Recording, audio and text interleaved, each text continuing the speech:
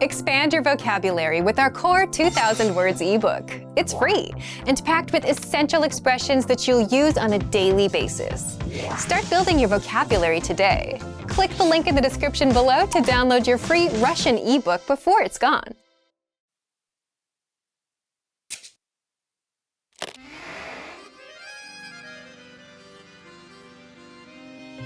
Welcome to RussianPod101.com's Русский язык за 3 минуты.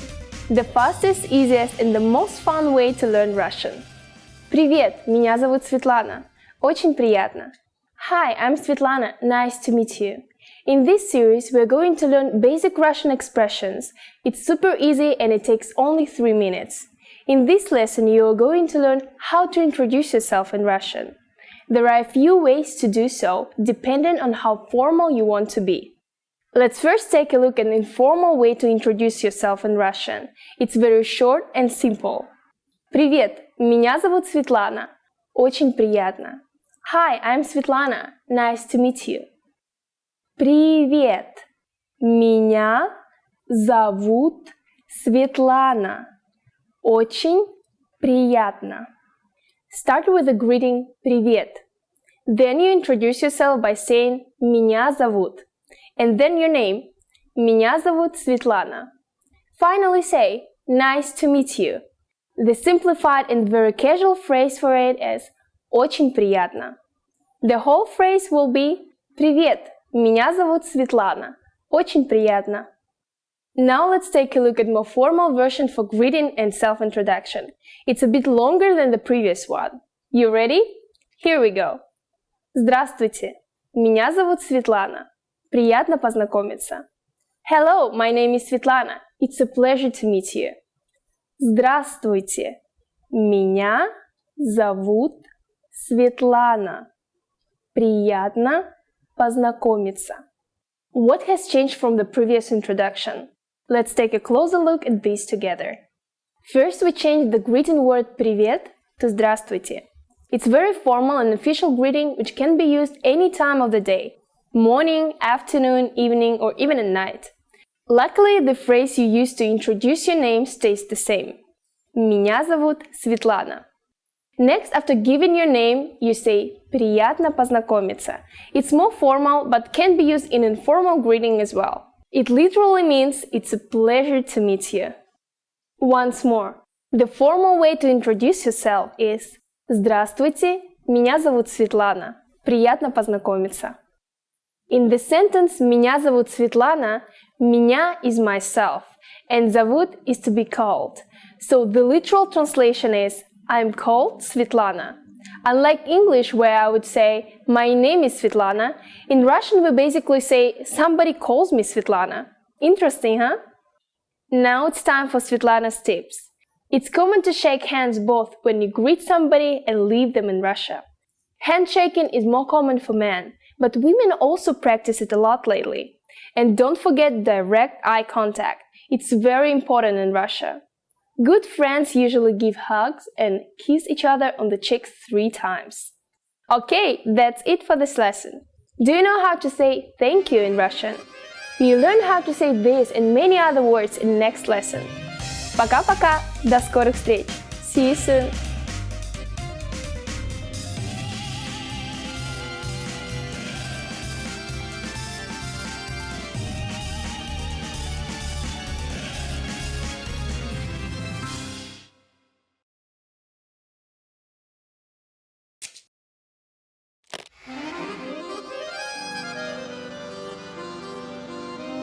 Привет всем! С вами Светлана. Hi everybody, I'm Svetlana. Welcome to RussianPod101.com's Русский язык за 3 минуты. The fastest, easiest and the most fun way to learn Russian. In the last lesson, we learned how to introduce ourselves in Russian. Today we are going to learn how to use good manners as we thank people. Готовы? Are you ready? Поехали! Then let's start. There are several ways to thank people. Let's start with the most common phrase «спасибо». Спасибо. Спасибо means thank you. To say thank you very much, you just need to add большое. Большое спасибо. Большое спасибо. Большое means big. In context, большое спасибо literally means big thanks. So when someone thanks you, how should you answer? There are several ways to respond to this phrase. One which is fairly close in translation to the English phrase "you're welcome" is "пожалуйста." It's very common in Russia, but we also use another phrase quite often, "не за что," which means not at all. The word "пожалуйста" means something like please in English. Пожалуйста. In English, it sounds a little bit strange to say please when somebody thanks you, right? But by using this word, you're indicating that you are pleased to be helpful. Не за что means more or less the same thing as пожалуйста, but offers a little more courtesy. Say не за что. Не за что. One which is fairly close in translation to the English phrase "you're welcome" is пожалуйста. It's very common in Russia, but we also use another phrase quite often, не за что, which means not at all. Now it's time for Svetlana's tips. When saying thank you in Russia, body language is very important. Спасибо is the universal word and can be used in both formal and informal cases. You can make it sound more formal just by changing your intonation, like this. Спасибо. Friends usually act more openly and even slap each other on the shoulder. In any case, it's very important that your thanks be accompanied with smile and again, direct eye contact. Спасибо. Good job! That's it for this lesson. By the way, do you know what "до свидания" means? In our next lesson, you'll learn these and other greetings in Russian. Всем спасибо. Пока-пока.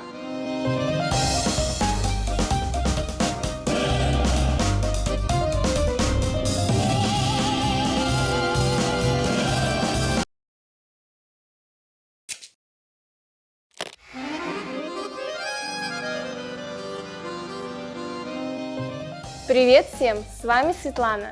Hi everybody, I'm Svetlana. Welcome to RussianPod101.com's Русский язык за 3 минуты. The fastest, easiest, and the most fun way to learn Russian. In the last lesson, we learned how to express gratitude with спасибо. In this lesson, we'll learn some of the most common greetings you'll use in Russian. Готовы? Are you ready? Поехали! Let's start. The most used informal greeting is Привет. Привет. Привет means hi or hello.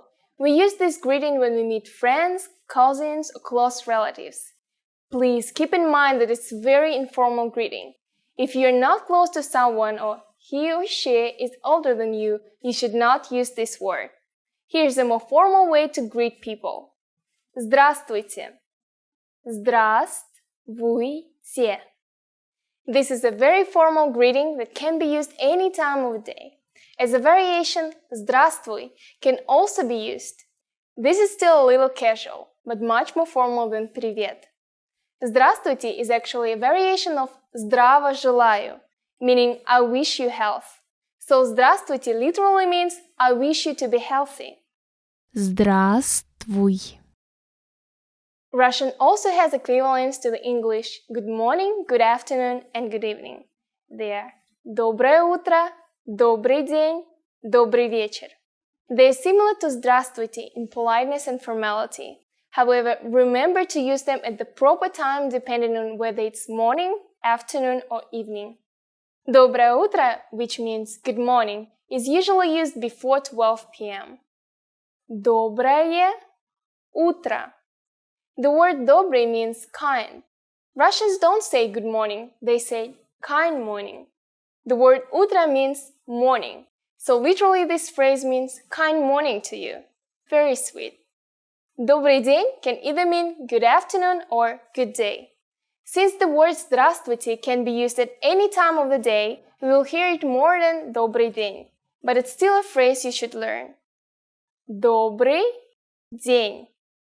The final greeting is добрый вечер, and we usually use it after 6 p.m. The word вечер literally means evening. Kind evening to you. Добрый вечер. Very easy, right?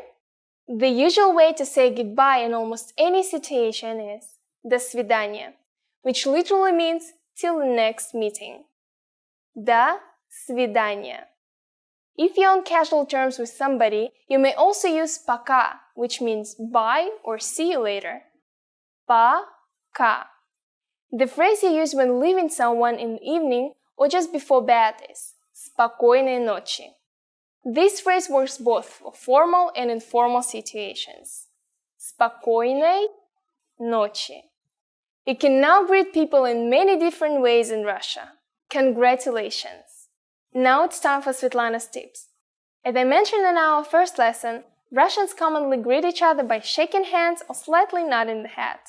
What I want to add to this is that Russians are very superstitious people, so we never shake hands over the threshold between rooms. It's considered to be unlucky. So always go into the room first before shaking hands. Women usually kiss each other on the cheek 3 times, starting with the left cheek. Men hug and pat each other's backs. In the next lesson, we'll learn the meaning of the phrase «Извините, вы говорите по-английски?» Do you already know it? I'll be waiting to tell you about it in our next «Русский язык за 3 минуты» lesson. Пока-пока. See you!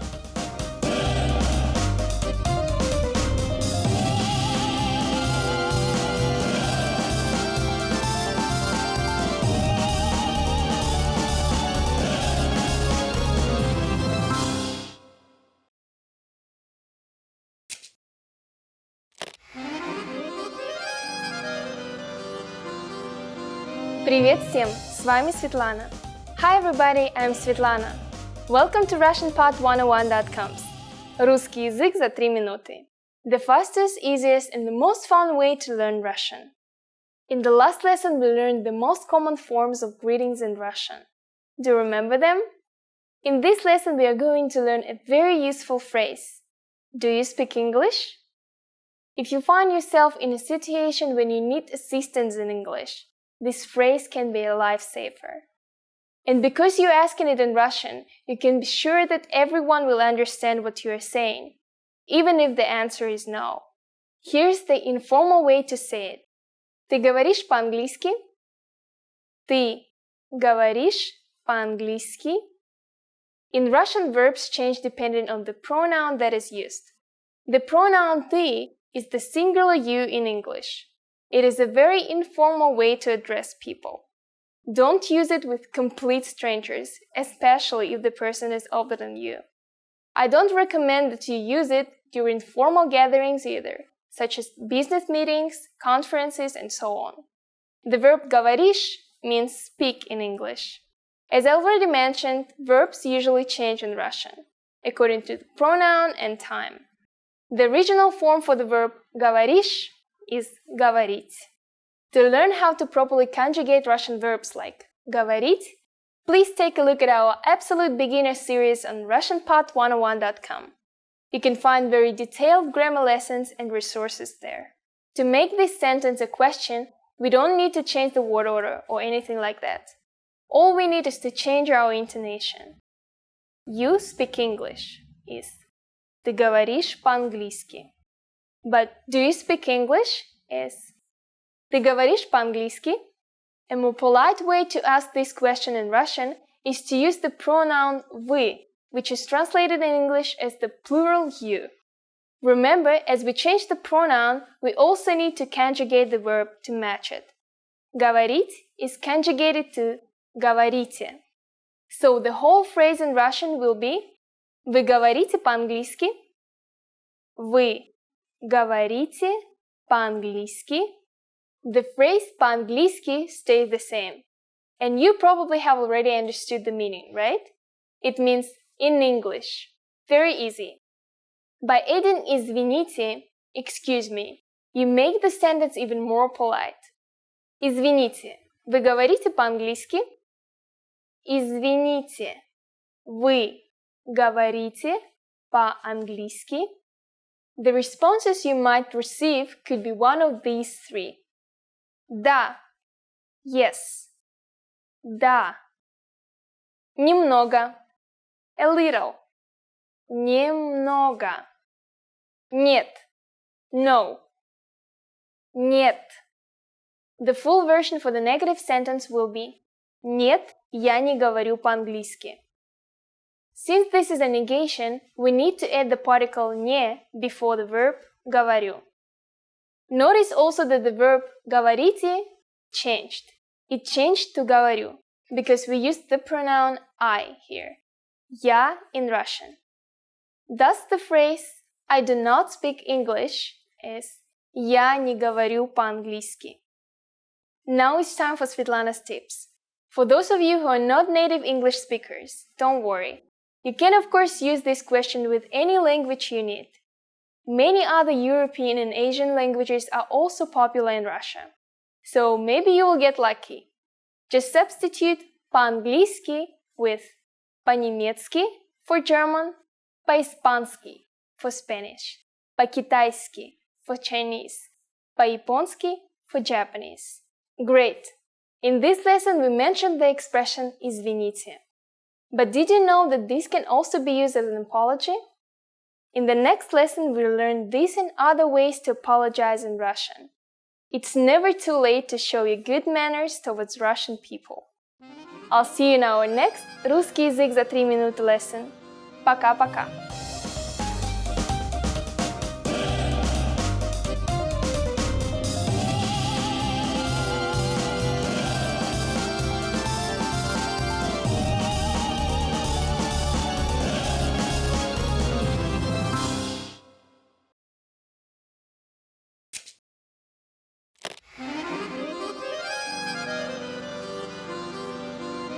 Привет всем! С вами Светлана. Hi everybody, I'm Svetlana. Welcome to RussianPod101.com. Русский язык за 3 минуты. The fastest, easiest, and the most fun way to learn Russian. In the last lesson we learned the phrase «Извините, вы говорите по-английски?» Excuse me, do you speak English? We mentioned the word «извините», which means excuse me in Russian. In this lesson, we're going to learn how to use извините and other words when apologizing in Russian. We usually use извините when we want to draw somebody's attention. Perhaps you want to order something in the restaurant or simply ask the time. For example, извините, который час? Excuse me, what time is it? The other meaning of извините is to say I'm sorry for something you've done or haven't done. The word извините derives from the word вина, which means guilt in English. You use it when you feel guilty for bothering somebody or causing some problem. The word извините is used in its formal polite form. The informal version for it is извини. It can also be used in 2 ways as mentioned, but is mostly used in the sense of regret and apology. Извини refers to the informal pronoun you in its singular form. In other words, you would use it when speaking to a person you would address with the pronoun ты. Another informal word for an apology is прости, which has almost the same meaning as извини, but with a slightly higher level of regret. It derives from the verb прощать, which means forgive. So literally this word is translated as forgive me. So the formal way to say forgive me in Russian would be простите or прошу прощения. The meaning of both phrases is almost the same. Простите is an imperative verb which literally means forgive me. Прошу прощения means I am asking you to forgive me. This phrase is a bit more polite than простите. As you might have guessed, the word прошу means I ask. You can add the word пожалуйста, please, to your apology to make it even more polite and sincere. Простите, пожалуйста. Извините, пожалуйста. Excuse me, please. Okay, great. Now it's time for Svetlana's tips. If you accidentally bump somebody, any of the phrases mentioned in this lesson would be fine for an apology.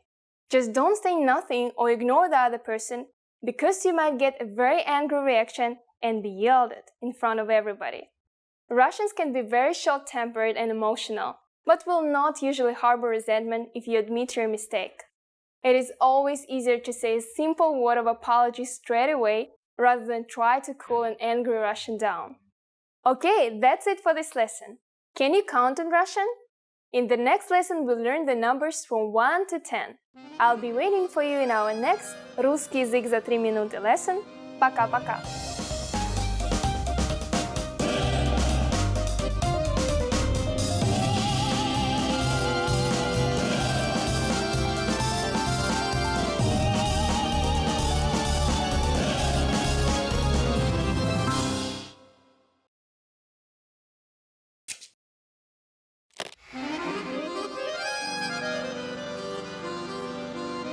Привет всем! С вами Светлана. Hi everybody, I'm Svetlana. Welcome to RussianPod101.com's Русский язык за 3 минуты. The fastest, easiest, and the most fun way to learn Russian. In the last lesson, we learned some words used when apologizing in Russian, including извините and простите. In this lesson, we are going to learn numbers in Russian. Yes, numbers, числа, from 1 to 10. And you're going to learn them in only 3 minutes. 3 минуты. Are you ready? Let's start. Один. Один. Два. Два. Три. Три. Четыре. Четыре. Пять. Пять. Шесть. Шесть. Семь. Семь. Восемь. Восемь. Девять. Девять. Десять. Десять. Okay, now repeat after me. I'll say the numbers and give you time to repeat each one. Один. Два. Три. Четыре. Пять. Шесть. Семь. Восемь. Девять. Десять. Great job! What comes before один? Do you know? It is 0. Ноль. Ноль. You don't have any more excuses. Now you can give friends your cell phone number in Russian. Let's try together. We'll use the phrase «мой номер телефона», which means my telephone number is. Мой номер телефона. Мой номер телефона 8 9 2 4 5 7 1 3 6 10. Can you read it by yourself? 8 9 2 4 5 7 1 3 6 10. Perfect! Now it's time for Svetlana's tips.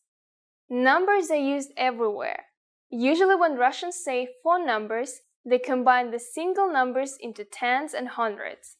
But if it's a short number that contains less than 6 numerals, it's usually pronounced as the separate digits.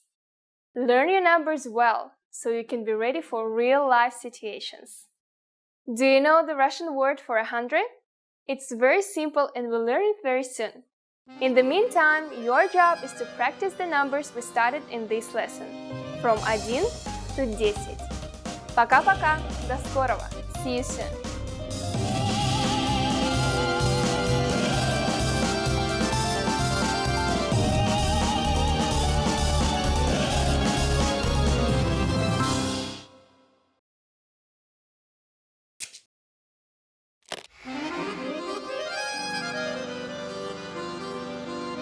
Привет всем! С вами Светлана. Hi everybody, I'm Svetlana. Welcome to RussianPod101.com's Русский язык за 3 минуты. The fastest, easiest, and the most fun way to learn Russian. In the last lesson, we learned the numbers from 1 to 10. Do you remember them? I'll remind you. 1, 2, 3, 4, 5, 6, 7, 8, 9, 10. And now let's continue from 11. 11. одиннадцать, двенадцать, двенадцать, тринадцать, тринадцать, четырнадцать, четырнадцать, пятнадцать, пятнадцать, шестнадцать, шестнадцать, семнадцать, семнадцать, восемнадцать, восемнадцать, девятнадцать, девятнадцать. And finally we have двадцать. Двадцать. Okay, now repeat after me. I'll say the numbers and give you time to repeat each one. 11, 12, 13, 14,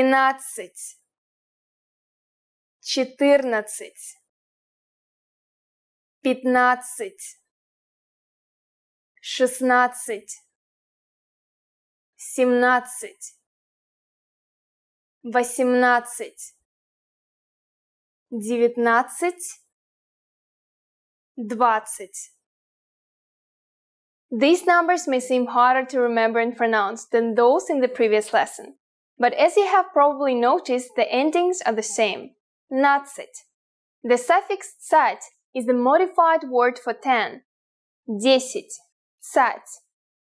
Counting from 15 till 19, you simply eliminate the last letter from the original word and add нацать.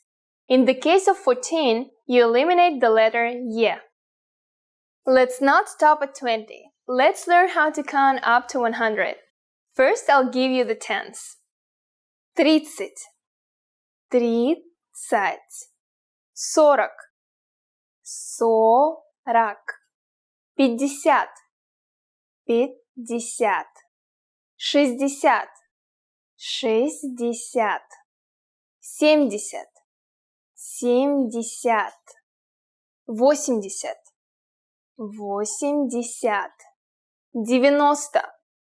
80, 90, 90, 100, 100. Remember I told you that the suffix цать means 10? Well, we have another modification for 10. It is десят. It is almost the same as the original word for 10, 10. In most cases, you simply add the number in front of it to multiply it by 10. 8, 8, plus десят, 10, is 80, 80. Easy! The word for 100 is also super easy. It's 100. I don't think you'll have any problems with this one. The last thing to learn today is how to form compound numbers above 20. Just take the tens and simply add the numbers you learned in the previous lesson. Let's try it out. How would you say 56 in Russian? Let's take it step by step. 50 is 50, and then add 6, 6, 56. It's done. Very easy, right? Let's make another number. For instance, 23. Take 20, 20, and add 3, 3. So we get 23. See? After only 2 lessons, you are now able to count to 100 in Russian. In the next lesson, we are going to put your number knowledge to use. Do you think you can go shopping in Russia now? If not, I'll be waiting for you in our next «Русский язык за 3 минуты» lesson. Пока-пока! До скорого!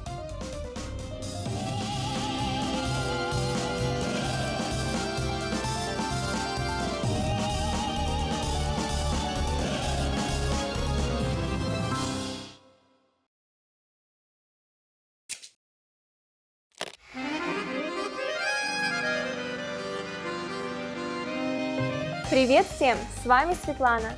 Hi everybody, I'm Svetlana. Welcome to RussianPod101.coms. Русский язык за 3 минуты. The fastest, easiest, and the most fun way to learn Russian. In the last lesson, we learned how to count in Russian. I hope you spent some time practicing the numbers, because they will come in handy today. Now we are going to learn how to go shopping in Russia. So you see something you like, and you want to ask the shop assistant how much it is. The first thing to say is «Извините». Do you remember the meaning? Right. Excuse me. Извините, сколько это стоит? Извините, сколько это стоит? Let's break it down to work out the meaning of these new words. Сколько means how much or how many. As you can see, it can be used both with countable nouns like people and uncountable nouns like time. The next word is это, which means this or that. And the last one is стоит, cost. If you want to be more specific when asking how much is this and refer to a certain type of object, you just need to drop the word это and place the object after the verb стоит. For example, сколько стоит хлеб? How much is the bread? Or сколько стоит мороженое? How much is the ice cream?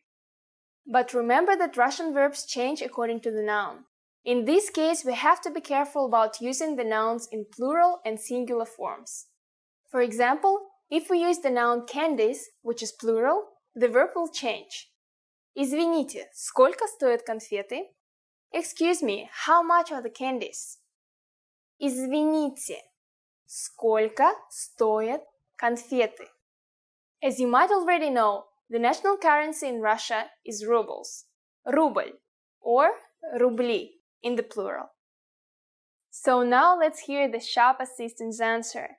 He or she could answer by saying хлеб стоит 20 рублей, мороженое стоит 15 рублей, or конфеты стоят 50 рублей. Here comes our numbers. I'm sure you remember them and can easily understand the answer. Great job! Now it's time for Svetlana's tips. The prices in big shopping malls and department stores are mostly fixed. These shops may have some seasonal discounts or campaigns. But the prices in Russian markets, рынок or bazar, are very flexible. They really depend on your speaking and bargaining skills. People at these places are generally very open and friendly, and usually more than happy to find the most appropriate price to please both sides. He or she might even invite you in to have a drink. But always be aware of pickpockets and thieves. There are a lot of them in Russian markets. Do you know how to use Russian currency? We're going to learn how to do this and much more in the next lesson. I will see you soon in our next русский язык за 3 минуты lesson. Пока-пока!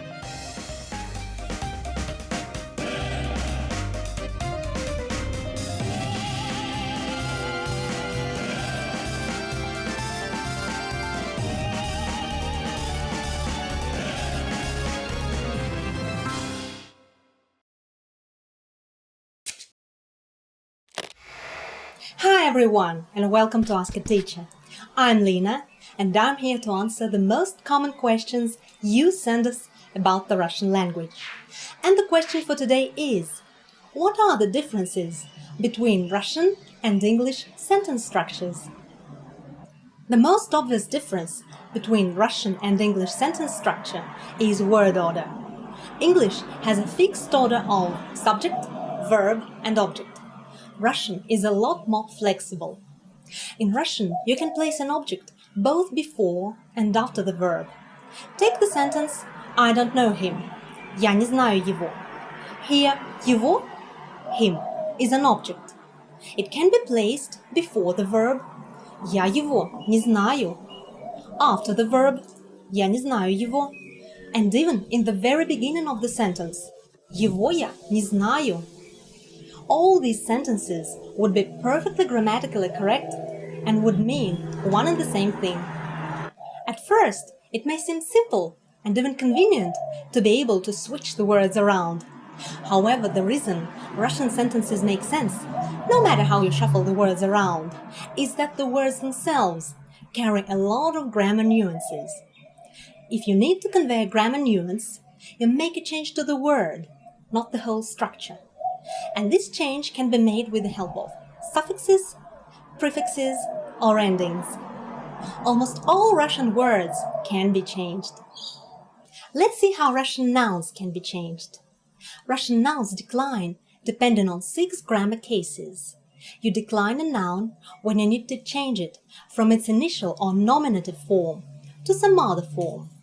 For example, the word палочки, chopsticks, is an initial form. It can be used in a sentence like this. Вот мои палочки. Here are my chopsticks.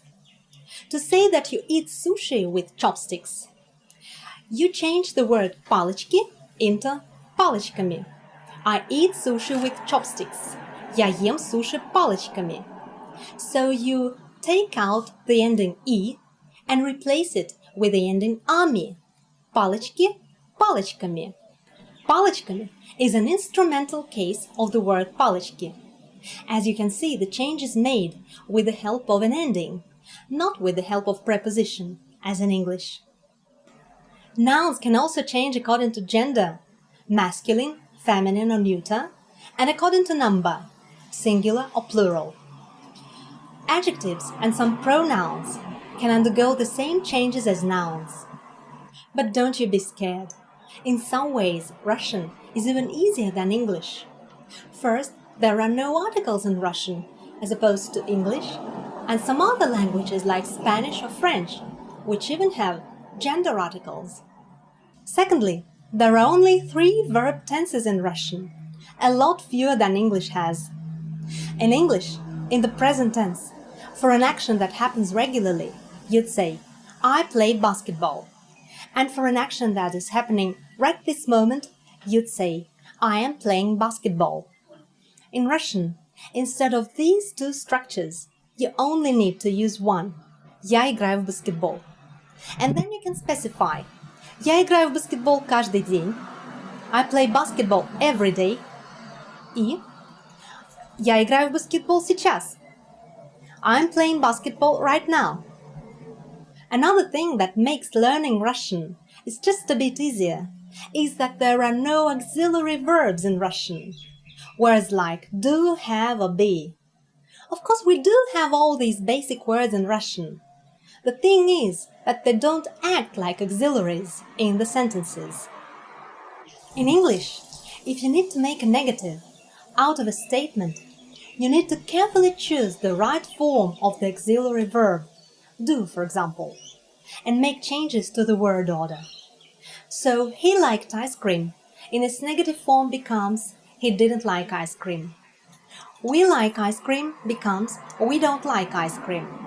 And the baby likes ice cream becomes the baby doesn't like ice cream, and so on.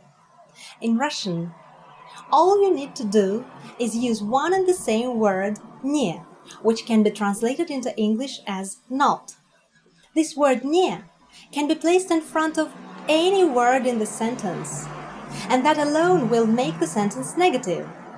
So, он любил мороженое. He liked ice cream. Он не любил мороженое.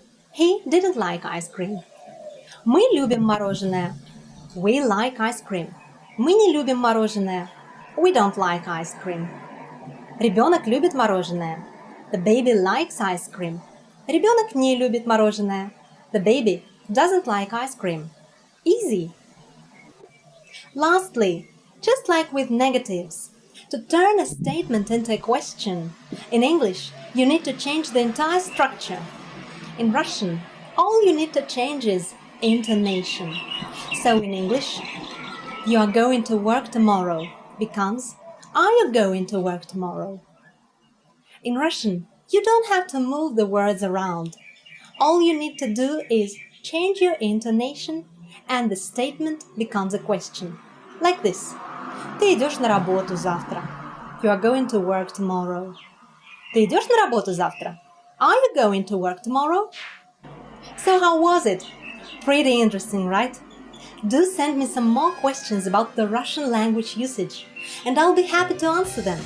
До встречи! See you soon!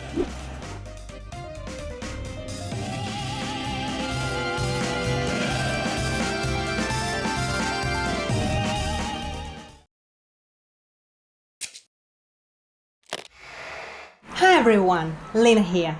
Welcome to Ask a Teacher, where I'll answer some of your most common Russian questions. The question for today is, what's palatalization in Russian? And what's the difference between a soft sign and a hard sign? First off, what's palatalization? I know it sounds complicated, but most Russians know it simply as the softening of consonants. Palatalization is basically a way of pronouncing certain consonants. When you move your tongue from the back of your teeth to the center of the roof of your mouth, the palate, and that move will soften your consonants. You can hear that softening in the English word new, for example.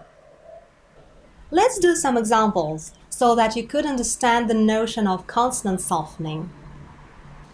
In English, the hard pronunciation of the sound n is heard in the word nook.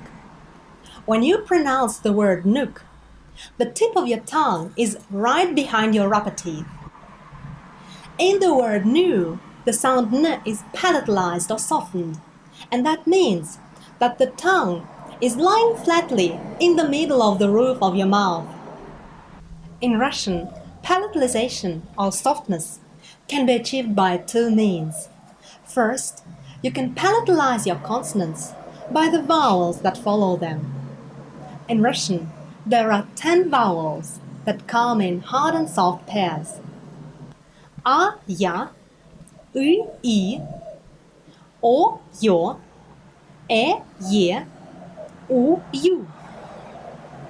So the soft vowels are ya, I, you, yo, ye, and the hard vowels are A, I, U, O, E.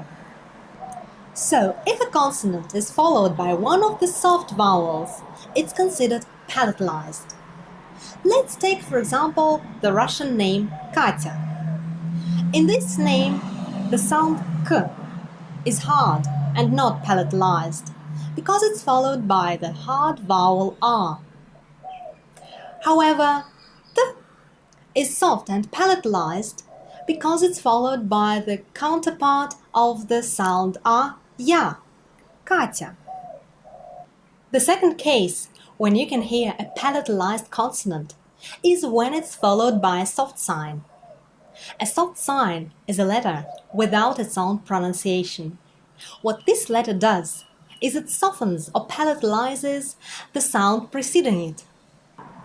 Let's compare two words, mel, chalk, and mel, sandbar or shoal. Can you hear the softened l at the end of the mel? That's what the soft sign does. Now, if there's a soft sign, there also must be a hard sign, right? In Russian, a hard sign doesn't have its own pronunciation either. What hard sound does, it separates a consonant and a soft vowel in a word. For example, let's take the word отъели. They ate something. If we didn't have a hard sign between the sounds t and ye, we would end up with the word отели, which sounds different and means hotels. Well, how was it? Pretty interesting, right? Do you have any more questions to ask me? Leave them in the comments below, and I'll do my best to answer them. До встречи! See you soon!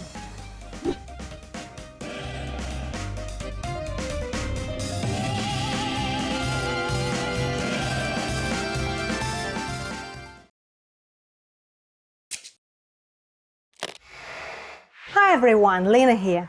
Welcome to Ask a Teacher, where I'll answer some of your most common Russian questions.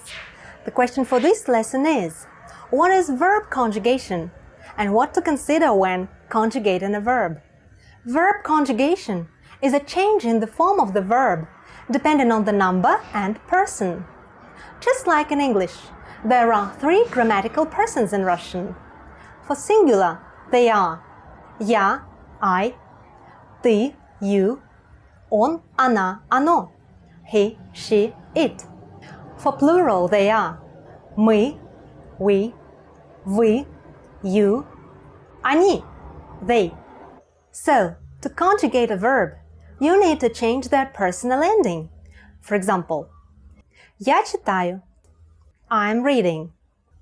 Он читает, he reads. Дети читают, the children are reading. If we know how to conjugate the verb, we can avoid spelling mistakes, which are common in the unstressed personal endings of the verbs. For example, the verb читаете, you are reading. Which is the right vowel to put here? Ye or e? In rapid speech, ye and e in the unstressed position sound the same. But if you know the right conjugation of the verb читать, you wouldn't hesitate.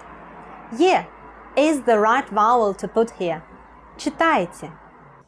In Russian, there are two conjugations. The vowel ye is mostly used in the endings of the first conjugation verbs. The vowel e is mostly used in the endings of the second conjugation verbs. Let's explore the typical endings of the first conjugation verbs.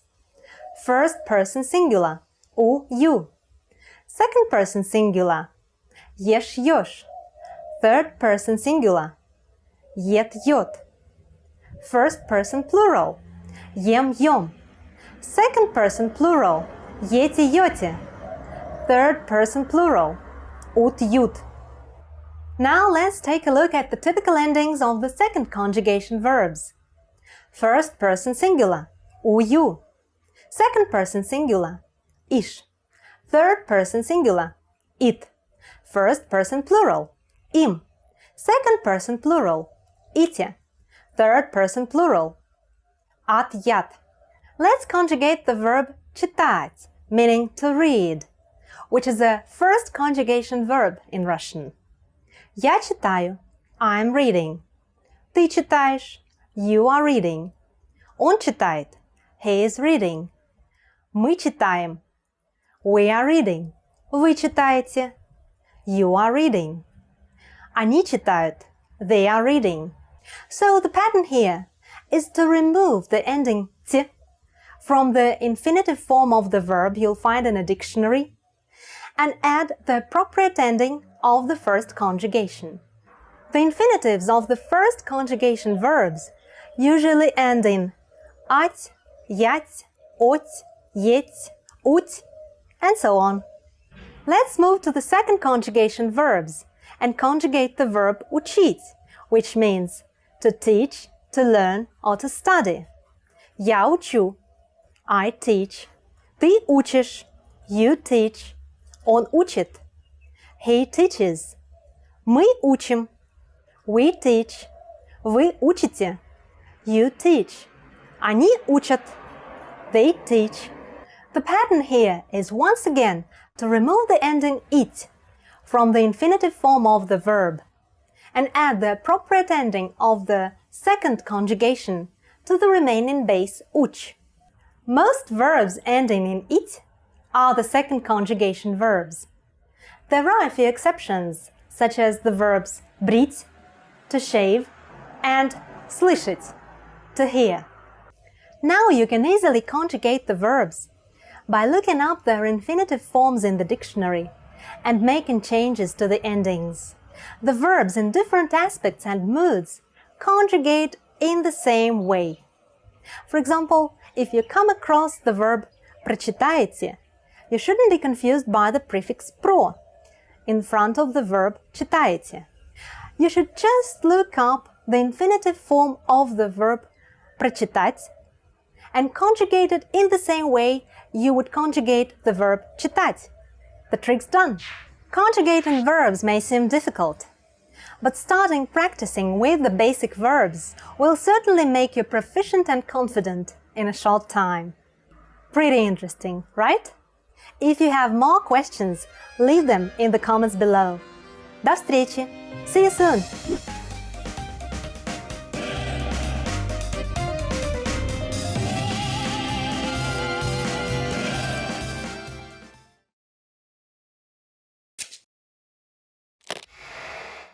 Hi everyone, Lena here.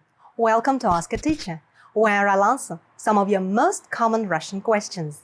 The question for today is, how to tell the gender of a noun? In Russian, the gender of nouns is determined by the endings, suffixes, and some other indicators. However, you can accurately tell the gender of a noun only if it's in a singular number of the nominative case. Let me try to explain to you how it all works. Masculine nouns, names included, usually have at their end either a consonant, including y, or a soft sign, which, as you remember, doesn't have a sound of its own. For example, круг, circle, гость, guest, чай, tea, Ivan, that's a Russian male name. It's important to mention that diminutive or short Russian male names usually end in a vowel, in either a or ya. For example, the diminutive of the name Anton is Antosha. The diminutive of Dmitry is Dima. The diminutive of Mikhail is Misha. And diminutive of Ivan is Vanya. Feminine nouns, names included, usually end with either a vowel or a soft sign. For example, книга, book, земля, land, мать, mother, Елена, that's a Russian female name. And feminine nouns usually have the suffix ost. Радость, happiness, верность, loyalty, честность, honesty. Finally, neuter nouns have vowels o, ye, and yo as their endings. For example, окно, window, зелье, potion, ружье, rifle. Certain suffixes can also serve as gender indicators. For example, the typical masculine suffixes are тель, онок, and ёнок. Строитель, builder, оттенок, tint, котенок, kitten. And now we'll talk a bit about the cases when adjectives act as nouns. The examples of these are караульный, guard, столовая, dining room, сладкое, sweets. Again, similarly to the regular nouns, such words have typical endings. The masculine ending is «ый», with the consonant at the end, караульный. The feminine ending is «ая», with the vowel at the end, столовая. The neuter ending is «оя», with the vowel «е» at the end, сладкое. You may find an etymological dictionary to be a very useful tool in mastering Russian genders. This kind of a dictionary explains the meaning and the origin of the words and has all the nouns tagged with their respective genders. Pretty interesting, right? If you have more questions, please leave a comment below. До встречи! See you soon!